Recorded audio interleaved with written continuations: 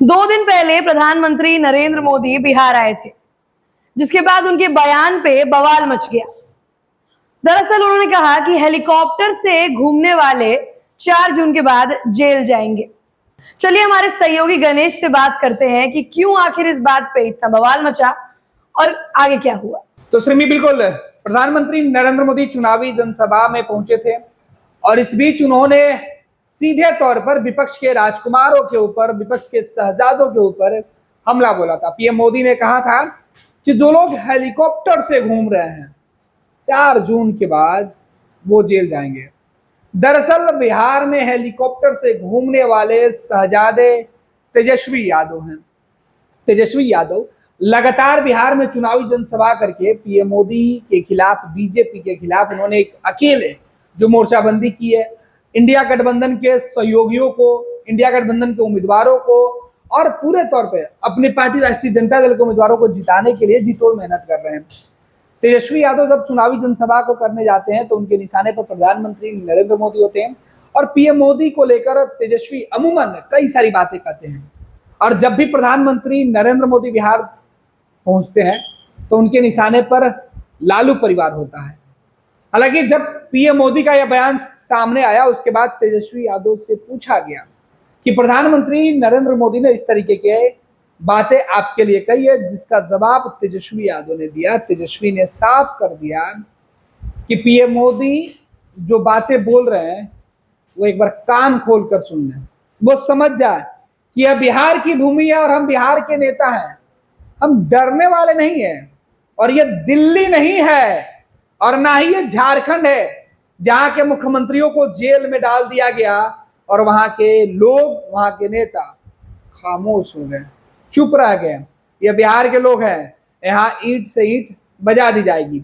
अब तेजस्वी यादव ने प्रधानमंत्री नरेंद्र मोदी के इस चेतावनी के बाद जो जवाब दिया है उसे लेकर सबसे ज्यादा सवाल और जवाब किए जा रहे हैं। सवाल पूछा जा रहा है कि क्या प्रधानमंत्री नरेंद्र मोदी ने जिस तरीके से विपक्ष के उन नेताओं के ऊपर अमूमन हेलीकॉप्टर से घूमने का तात्पर्य या भ्रष्टाचार से जुड़े हुए कई मामलों में लालू परिवार के कई जो सदस्य हैं वो पहले से अभियुक्त बनाए गए हैं। कई मामले में ईडी, सीबीआई, इनकम टैक्स, अलग अलग जो जांच एजेंसियां है केंद्र और राज्यों की, वो जांच कर रहे हैं। तेजस्वी यादव कई मामले में जमानत पर हैं। लालू प्रसाद यादव सजायाफ्ता हैं और जमानत पर जेल से बाहर आए हैं।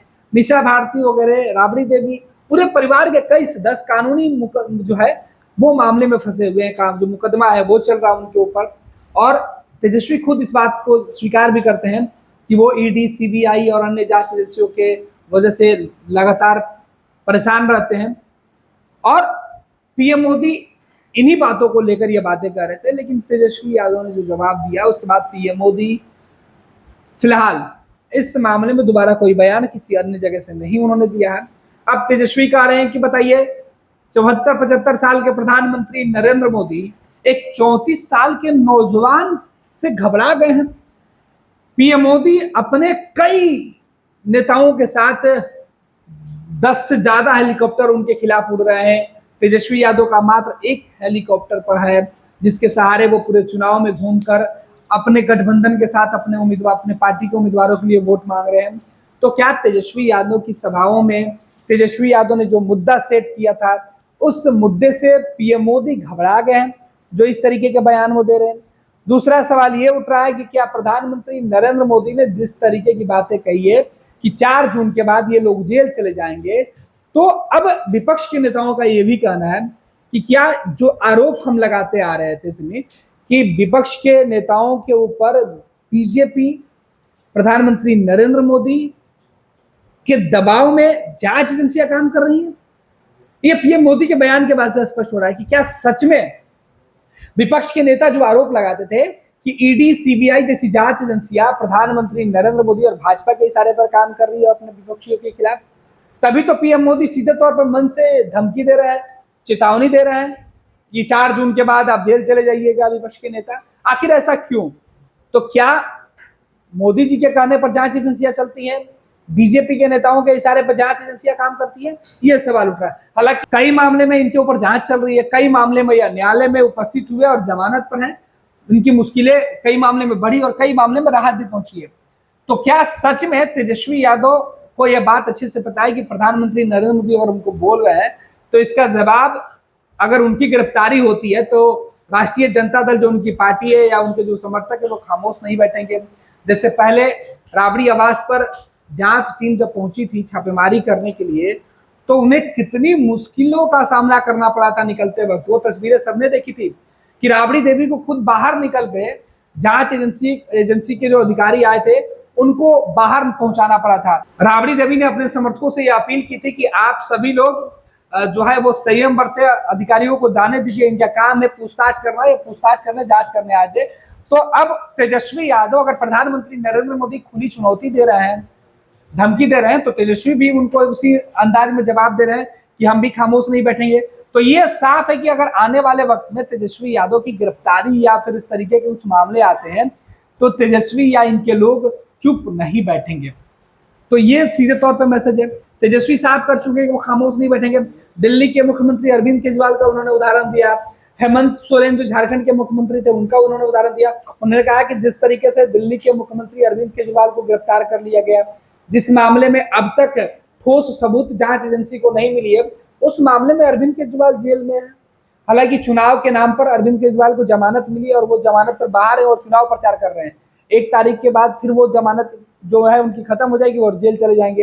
हेमंत सोरेन लगातार हाईकोर्ट, सुप्रीम कोर्ट और निचली अदालतों का चक्कर लगा रहे हैं, उनको जमानत नहीं मिल रही है। दिल्ली के उप मुख्यमंत्री मनीष सिसोदिया की बात करें, वो भी जेल में है। तो आखिर ये क्यों? क्योंकि विपक्ष के नेता बार बार यही कह रहे हैं कि ये तमाम जो लोगों की गिरफ्तारी हुई है वो बीजेपी के साजिश की वजह से हुई है। भाजपा अपने विरोधियों के ऊपर साजिश करती है और उस साजिश के ये लोग शिकार हुए हैं। तो क्या सच में तेजस्वी इस तरीके के साजिश का जवाब देंगे? तेजस्वी यादव इस तरीके के साजिश करने वाले लोगों को खुले तौर पर चुनौती भी दे रहे हैं कि अगर आप मुझे गिरफ्तार करिएगा और हम किसी मामले में दोषी नहीं है, हमने कोई गलती नहीं किया है और साजिशन अगर मेरे ऊपर कार्रवाई होगी तो हम भी चुप होकर उसको बर्दाश्त नहीं करेंगे, बल्कि उसका जवाब देंगे। और तेजस्वी यादव ने साफ कर दिया कि 4 जून के बाद अगर हेलीकॉप्टर उड़ना बंद होगा तो जेल आसानी से नहीं जाएंगे। सभी और जैसे में बताइए, बिहार की जनता इस बात को कैसे देख रही है? बिहार की जनता क्या कह रही है इस पे? देखिए, समर्थक और आलोचक दोनों के अलग अलग रिएक्शन होते हैं।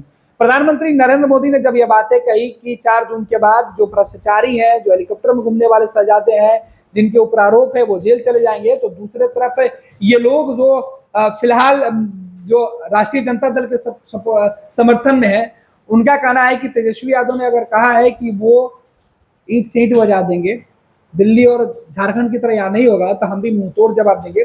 तो तेजस्वी यादव के समर्थक उनके साथ खड़े हैं और बीजेपी के समर्थक प्रधानमंत्री नरेंद्र मोदी के साथ खड़े हैं। गणेश, हमारे साथ जुड़ने के लिए आपका बहुत बहुत धन्यवाद। 4 जून के नतीजे के बाद ये देखना बहुत ही दिलचस्प होगा इन बयानों का क्या मतलब निकलता है। तमाम ऐसे खबरों को देखने के लिए बने रहिए हमारे साथ। पैनोरमा ग्रुप, जो सोचता है वो करता है, आपके अपने सपनों का आशियाना। ये लो, मुंह मीठा करो। आज मैंने अपना जॉब छोड़ दिया, अब हम पूर्णिया वापस जाएंगे। जॉब छोड़ दिया है? मतलब ये घर कैसे चलेगा? हम करेंगे क्या? और माँ बाबूजी क्या बोलेंगे? इसलिए मैं एक और मिठाई का डब्बा लाया। अपने बिजनेस के लिए लोन अप्रूव हो गया। अरे लोन अप्रूव हो गया वो तो ठीक है, लेकिन पूर्णिया में हम रहेंगे कहाँ? अपना घर भी तो नहीं है वहां। इसलिए तो एक और मिठाई का डब्बा अलग से लाया हूं। हमने पूर्णिया में घर ले लिया है, पूर्णिया के ई होम्स पैनोरमा में। पूर्णिया में पैनोरमा ग्रुप लेकर आए हैं ई होम्स पैनोरमा। बड़ा घर, आलीशान जिंदगी और अत्याधुनिक सुविधाओं के संग। अरे अब क्यों मुंह मीठा करवा रही हो? क्योंकि हम घर वापसी जो कर रहे हैं। घर वापसी की खुशी पूर्णिया में ई होम्स पैनोरमा के संग। E Homes Panorama, luxurious lifestyle redefined.